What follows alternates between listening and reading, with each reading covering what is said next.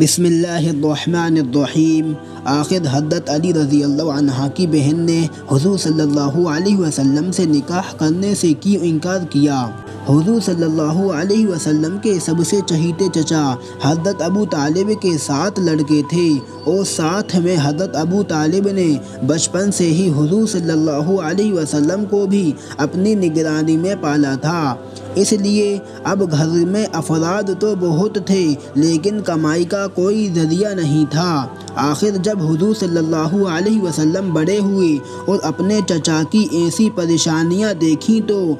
آپ نے اپنے دوسرے چچا حضرت عباس سے جا کر کہا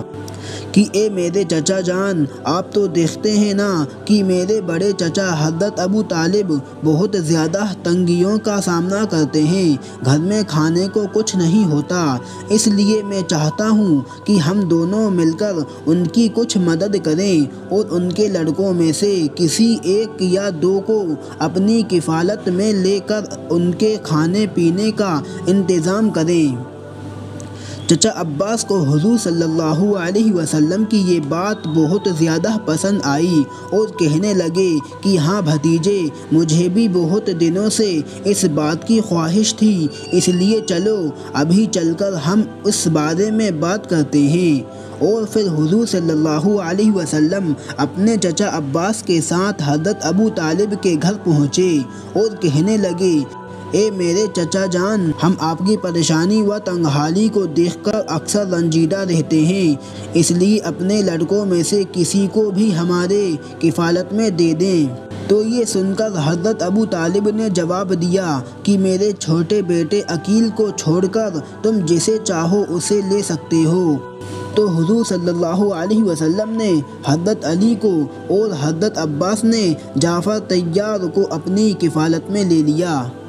وقت گزرتا گیا جب کیونکہ حضور صلی اللہ علیہ وسلم کا بچپن بھی حضرت ابو طالب کے گھر گزرا تھا اور شادی تک آپ صلی اللہ علیہ وسلم اپنے چچا حضرت ابو طالب کے ہی ساتھ رہے، تو اس لیے حضور صلی اللہ علیہ وسلم کو اپنے چچا کی لڑکیوں میں بڑی لڑکی حضرت ام ہانی سے بہت زیادہ لگاؤ تھا اور خود حضرت ام ہانی کو بھی حضور صلی اللہ علیہ وسلم کے اچھے اخلاق کی وجہ سے آپ سے بہت محبت کرتی تھیں اور زندگی کی آخری سانسوں تک ان کے اندر یہ محبت قائم رہی۔ حضرت ام ہانی کا اصلی نام فاختہ تھا، وہ حضرت علی و جعفر طیار جیسے بڑے صحابہ اکرام کی سگی بہن تھیں۔ حضرت خدیجہ رضی اللہ عنہا سے نکاح سے پہلے حضور صلی اللہ علیہ وسلم نے حضرت ام ہانی کے لیے نکاح کا رشتہ ان کے والد حضرت ابو طالب کے پاس بھیجا تھا، لیکن حضرت ابو طالب نے یہ کہہ کر انکار کر دیا کہ میں نے ام ہانی کے رشتے کی بات قریش کے ایک خاندان سے کر چکا ہوں، اس لیے اب میں اپنی بات سے مکر نہیں سکتا۔ روایتوں میں آتا ہے کہ حضرت ام ہانی نے اسلام بہت دیر سے قبول کیا، لیکن اس کی بڑی وجہ جو بیان کی جاتی ہے وہ یہ ہے کہ حضرت ام ہانی کی شادی قریش کے جس آدمی سے ہوئی تھی اس کا نام حبیرہ تھا، وہ اسلام کا بہت بڑا دشمن تھا، اس لیے حضرت ام ہانی اپنے شوہر کی سختی کی وجہ سے جلدی اسلام قبول نہ کر سکیں۔ لیکن کچھ لکھنے والوں نے یہ بھی لکھا ہے کہ حضرت ام ہانی تو اسلام کے شروع زمانے سے ہی مسلمان ہو گئی تھیں، لیکن شوہر کی سختی کی وجہ سے اپنے اسلام کو ظاہر نہ کیا، اور آخر جب فتح مکہ ہوا اور حضور صلی اللہ علیہ وسلم صحابہ اکرام کے ایک بڑے لشکر کے ساتھ مکہ میں بادشاہوں کی طرح داخل ہوئے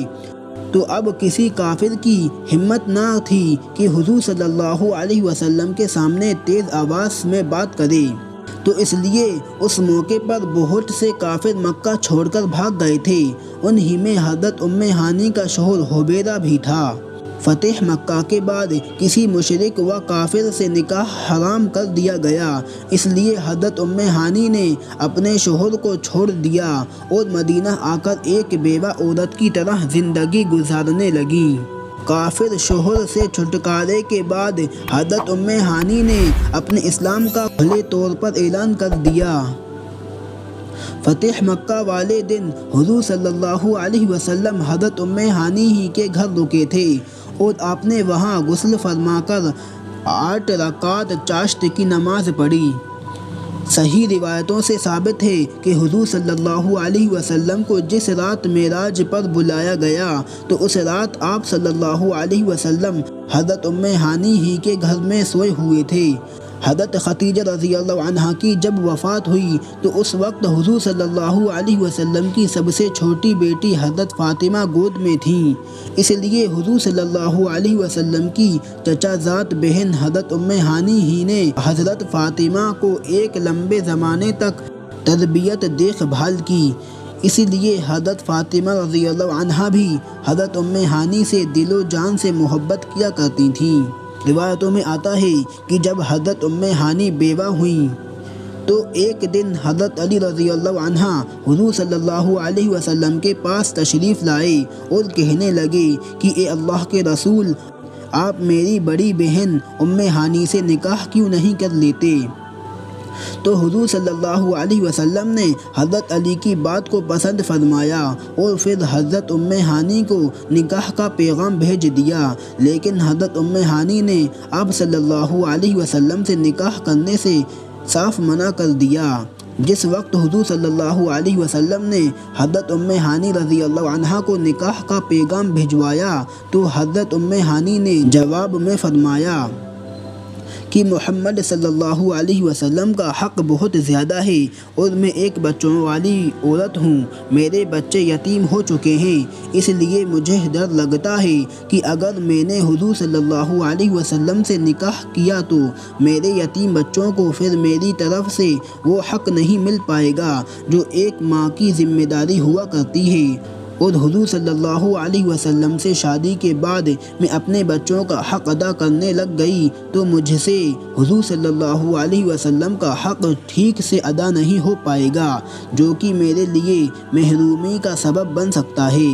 تو جب حضور صلی اللہ علیہ وسلم کو حضرت ام ہانی کا اس جواب کی خبر ہوئی تو آپ فرمانے لگے کہ قریش کی عورتیں بہت بہادر اور سمجھدار ہوا کرتی ہیں، کیونکہ قریش کی عورتیں اپنے شوہر کی خدمت بھی بہتر طریقے سے انجام دیتی ہیں اور اپنے بچوں کی پرورش بھی بہت اچھی طریقے سے کرتی ہیں۔ اور پھر اس کے بعد حضرت ام ہانی ساری عمر ایک بیوہ عورت ہی کی زندگی گزارتی رہیں۔ حضرت ام ہانی کی عمر اور حضور صلی اللہ علیہ وسلم کی عمر قریب قریب ہی تھی، لیکن حضور صلی اللہ علیہ وسلم کی وفات کے بعد حضرت ام ہانی کافی دنوں تک زندہ رہیں اور ان سے تقریباً 45 سے زیادہ حدیثیں مروی ہیں۔ وہ حضور صلی اللہ علیہ وسلم کی خوبصورت چہرے کی تعریف بڑے ہی انوکھے انداز میں بیان کیا کرتی تھیں۔ دوستوں، آپ کو اگر یہ چھوٹا سا واقعہ پسند آیا ہو تو ہمارے اس ویڈیو کو لائک کر چینل کو سبسکرائب کر لیں اور ساتھ ہی ساتھ بیل آئیکن کو پریس کر دیں۔